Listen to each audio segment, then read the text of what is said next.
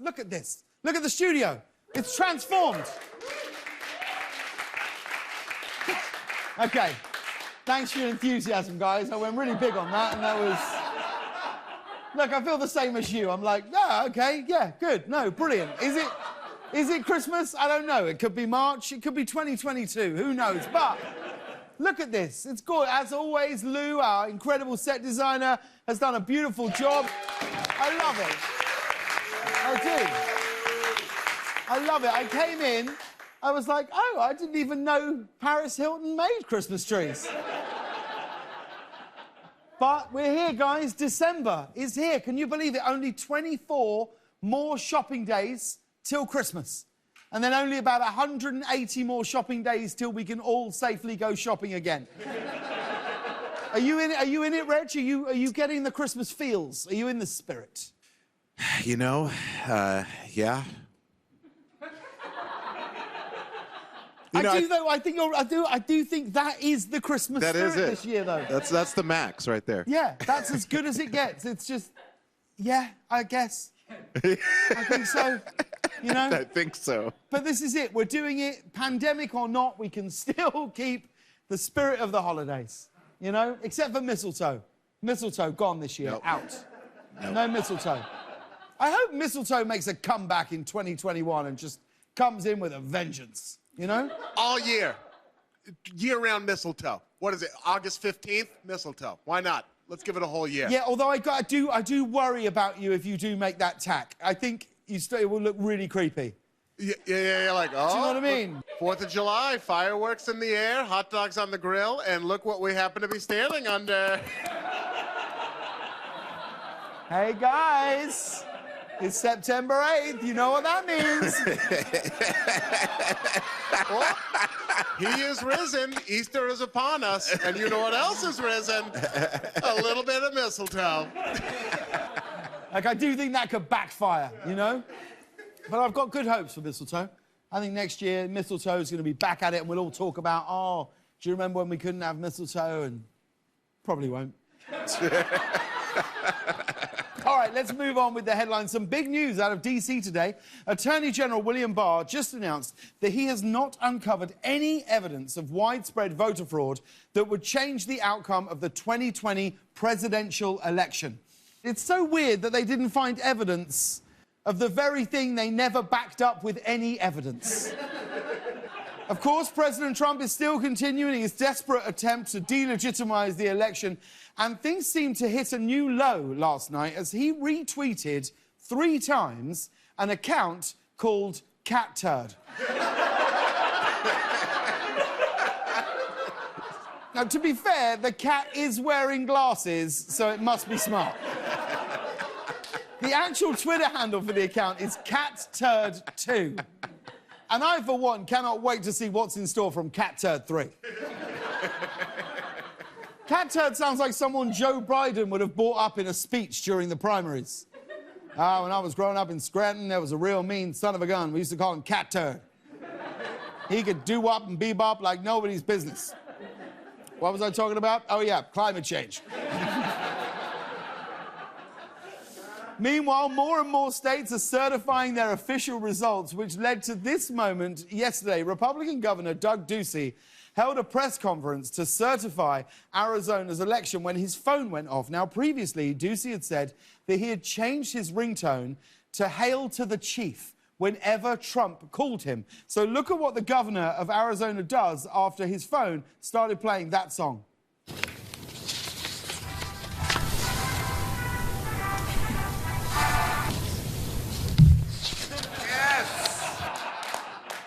Well Trump just got friend-a-zoned. Yeah. I mean, you've got to admit, it's a savage move. Savage move from anyone who still uses custom ringtones. Who uses custom ringtones? I don't think, do you? Do you honestly, you use a custom ringtone? Yeah, I do. But don't you still just look at your phone anyway?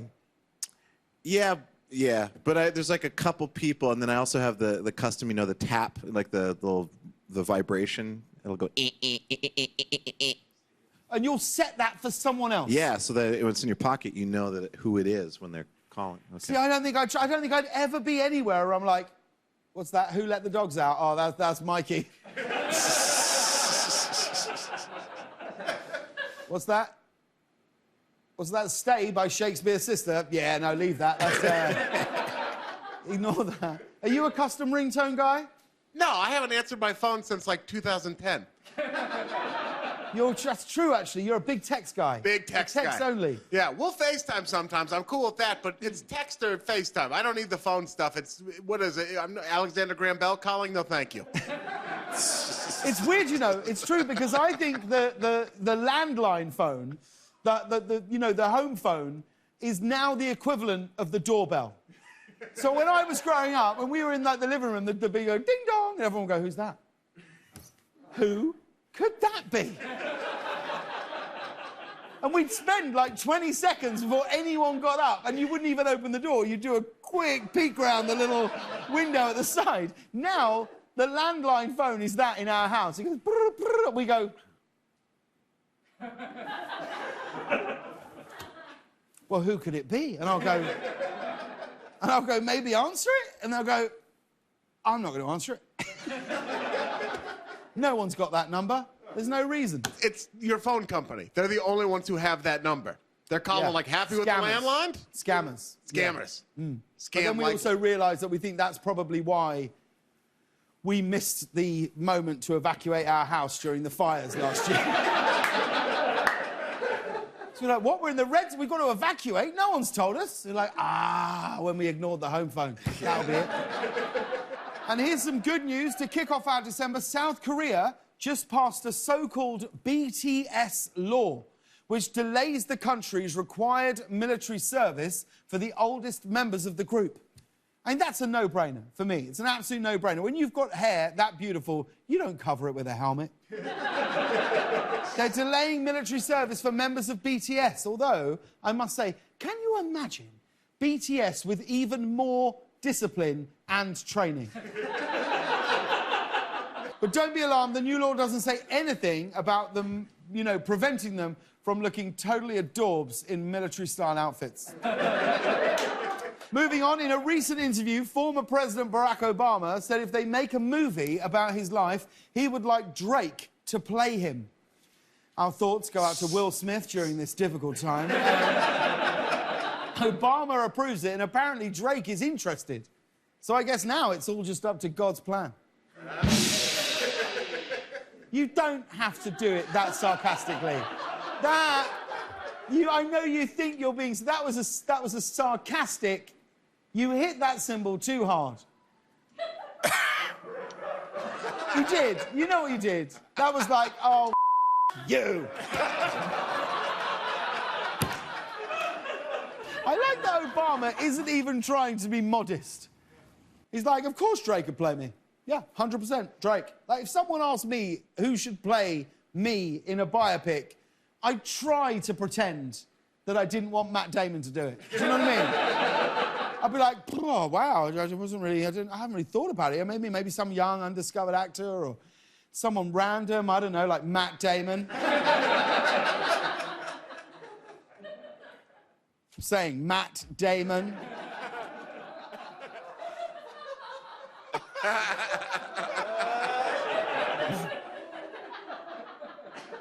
I think I do look like a bit of... That's the problem with sucking in cheekbones. It's great until you have to talk. That's why it's always difficult for me on a red carpet. They're like, tell me about the project. I'm like, well... I'm very proud of it. Okay, I'll see you later. Ian, who would play you in a movie? Who would you get? Who would you go to? Neither of us are happy about it, but Josh Gad, probably.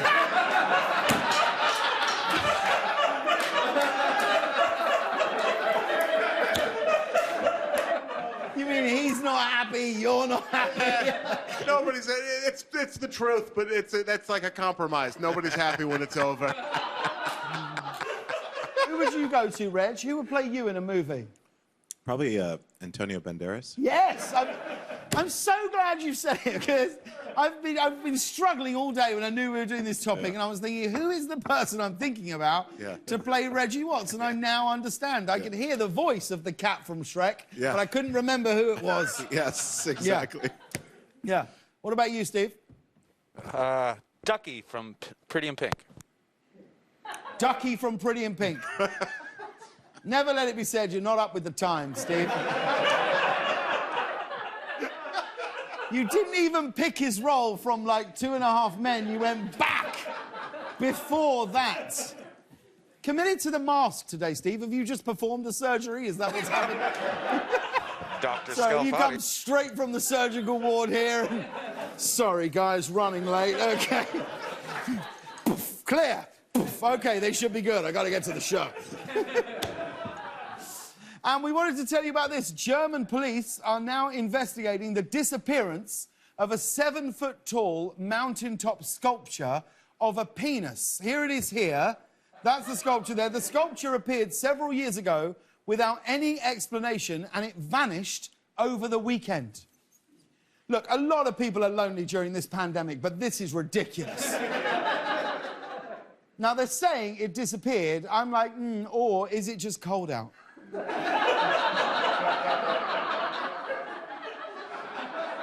There's talk of replacing it, but the mountain is older now, so authorities think it might take a little longer to get a new one erected.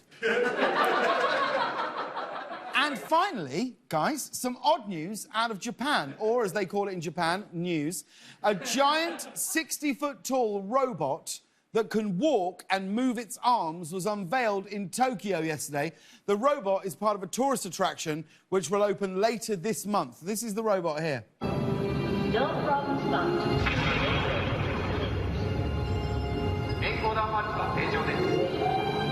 No problem spot in the subsidiary range. The attraction will open by the end of December and will have destroyed most of Tokyo by the end of January. Why are we doing this? Why are we doing this? Why are we building the robots? Let's just, like, stop. Like, when Yuval Noah Harari was on the show the other way, I saw a thing with him where he was talking about artificial intelligence, and he said artificial intelligence will absolutely wipe out humanity within 100 years. It's not even up for debate. And I was like, well, then we should stop doing it. Let's stop. Like, everyone, all human beings should go, we're good. Let's not build the AI, right? We watched the videos of the Boston Dynamics robots go from, like, walking clumsily to now they're like dogs that can climb upside down on a ceiling, and we're all just like, oh, they're doing it. I know. and even the people building it are like, I know, it's absolutely terrifying, isn't it? And you're like, well, no, like, who's wandering around going, oh, my life would be so much better if there was a robot here? Like, we just don't need them, do we? You do, but you're the problem, Reg. You're the problem. What do you want a robot for? I just want a robot friend. But have a real friend. Yeah, I got real friends, but, something about a robot that just is no replacement. But there is a replacement, because you're replacing other things with it. Yeah, that's true. But, I have a Roomba, and I'm really attached to that one. Roombas, Furbies, fine. Anything past that, destroy it right now. Well, yes, you're right. I'm going to say I'm comfortable with robots if they are not bigger than this. Yeah. Nice. Just like what is that, a chicken? Yeah, like a cute robot. Chicken robot. That's a chicken, right? Yeah, that's a chicken. I'm comfortable at chicken-sized robots. What I'm not comfortable with is robot-sized chickens. Yeah. And I think that's where we're heading. I'm telling you now, they will play this clip back in a... They will. They'll play this clip back in a bunker while they're under siege by 1,000 robot chickens, and they'll go, we didn't listen. But it's an amazing piece of technology, that robot. Like, you can't deny it. It's an amazing piece of technology. Not only that, we actually think we might have a lead on who stole that giant wooden penis.